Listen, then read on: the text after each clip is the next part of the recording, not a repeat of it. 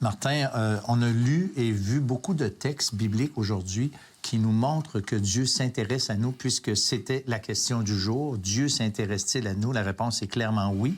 Et toi, tu aimerais nous apporter encore quelques versets supplémentaires, là.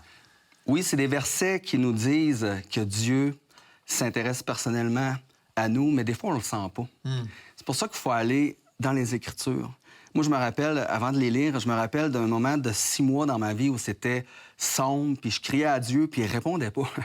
J'avais comme pas de réponse, puis je crois que Dieu m'aime, puis s'intéresse à moi, mais dans ces moments-là, c'est comme si je le crois-tu vraiment? Je doute un peu. T'es-tu là? Pourquoi tu réponds pas? Et je me rappelle, je lisais beaucoup dans les psaumes. Je dévorais les psaumes, puis ça faisait du bien. Donc, la vérité de la parole, ça vient renforcer notre foi quand on le ressent pas vraiment. Puis c'est 3 versets que j'ai choisis, que je veux vous lire. C'est le premier, psaume 33, verset 13, qui nous dit « L'Éternel regarde du haut des cieux, il voit tous les fils de l'homme. » Ensuite, dans Matthieu, au chapitre 10, « Ne vend-on pas 2 passereaux pour 1 sou? » Donc, c'est des petits oiseaux là, qui valent pas grand-chose. Hein?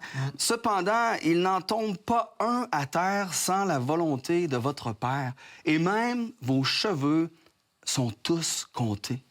Et le dernier, Jérémie 31, verset 3, c'est un de mes versets préférés dans l'Ancien Testament. « De loin, l'Éternel se montre à moi.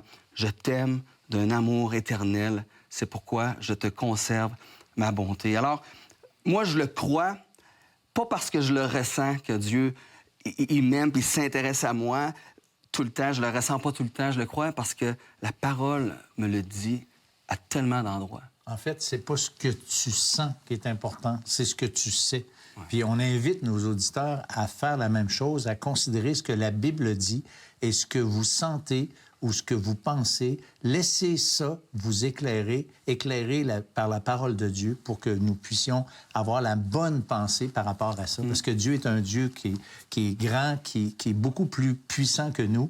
Et il s'intéresse... Moi, j'aime beaucoup l'idée du petit oiseau qui tombe à terre, puis Dieu le sait. Puis je pense pas qu'il y ait une machine à compter les oiseaux qui tombent. C'est une façon très claire de montrer que Dieu s'intéresse même aux détails de nos vies.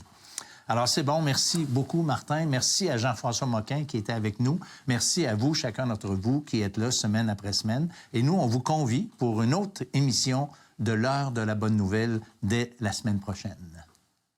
On mérite toute la colère de Dieu. Nous sommes tous sous le poids de cette condamnation d'être séparés de la présence de Dieu. On passe même pas 1 heure sans commettre le mal autour de nous, sans penser des choses qui sont mauvaises. On mérite tous l'enfer. Maintenant, certains vont dire « Dieu n'est pas assez grand là, pour faire quelque chose, manigancer un plan pour nous éviter l'enfer. » Bravo, tu te rapproches de la bonne nouvelle de l'immortalité, de la vie éternelle en Jésus-Christ.